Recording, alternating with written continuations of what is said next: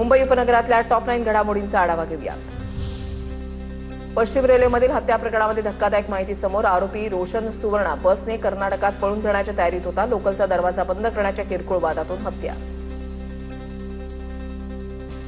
गाडी पार्क करण्याच्या वादातून विरारमध्ये अल्पवयीन मुलावर चाकू हल्ला। विरार पूर्वेतील कारगिल नगरमधील महाकाली अपार्टमेंटमध्ये घडली घटना। शहीद शहा असं हल्ला झालेल्या 15 वर्षीय अल्पवयीन मुलाचं नाव।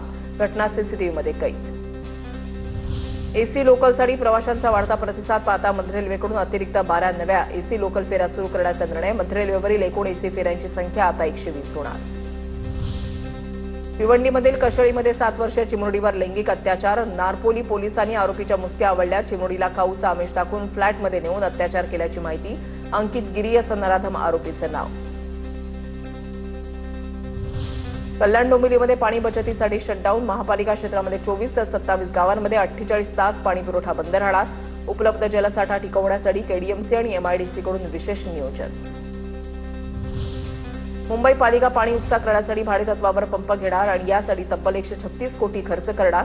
2 वर्षांसाठी मुंबई पालिका पाणी उपसा करण्यासाठी 136 कोटींचा खर्च करणार। कल्याण डोंबिवलीमधील हॉटेल चालकांना एफडीएचा 3 दिवसांचा अल्टिमेटम। ग्राहकांच्या आरोग्याचे नियम पाळा अन्यथा कारवाई अटळ। अन्न आणि औषध प्रशासनाची हॉटेल व्यावसायिकांसोबत कल्याणमध्ये महत्त्वपूर्ण बैठक।